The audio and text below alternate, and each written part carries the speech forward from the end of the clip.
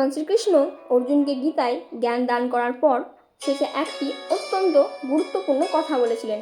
কথাটি হলো যথেচ্ছসি তথা কুরু, অর্থাৎ আমি তোমাকে সব জ্ঞান দিলাম, এবার তুমি নিজের বিবেক দিয়ে বিচার করো, যা সঠিক মনে হয় এবং তাই করো।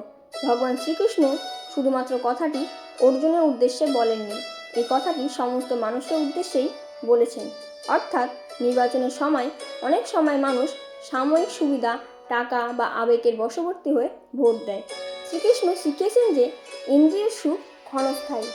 একজন প্রকৃত ভোটার তার ব্যক্তিগত লোভ বা মোহের বশবর্তী না হয়ে নিরপেক্ষভাবে প্রার্থীর যোগ্যতা বিচার করবেন।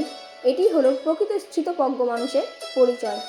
ভগবান শ্রীকৃষ্ণ গীতায় এও বলেছেন যে মানুষের পরিচয় তার জন্ম বা বংশ দিয়ে নয়, বরং তার গুণ ও কর্ম দিয়ে বিচার্য।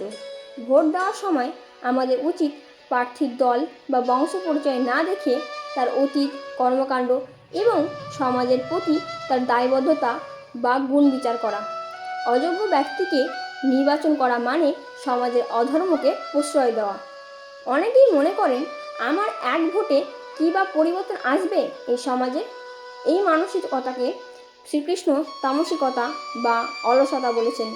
ফলে যাই হোক না কেন, নিজের ভোটাধিকার প্রয়োগ করা একটি পবিত্র কর্তব্য। ফলাফলের আশা ত্যাগ করে কেবল কর্তব্যের খাতিরে ভোট দেওয়া হলো নিষ্কাম কর্মযোগ। কুরুক্ষেত্রের যুদ্ধে অর্জুন যখন অস্ত্র ত্যাগ করতে চেয়েছিলেন, কৃষ্ণ তাকে মনে করিয়ে দিয়েছিলেন যে চুপ থাকা মানেই অধর্মকে সমর্থন করা।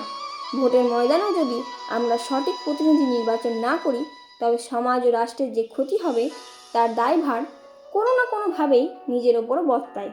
তাই ন্যায়ের পক্ষে দাঁড়ানোই হলো প্রকৃত ধর্ম। শ্রীকৃষ্ণের মতে আপনার ভোট কেবল একটি কাগজ বা বোতাম নয়, এটি আপনার বিবেকের প্রতিফলন। সঠিক বিচার বুদ্ধি প্রয়োগ করে সমাজের মঙ্গলের জন্য কাজ করাই হলো শ্রীকৃষ্ণের বাণীর মূল নির্যাস। তাই সঠিকভাবে কাজ করুন এবং সমাজকে রক্ষা করুন। জয় শ্রীকৃষ্ণ।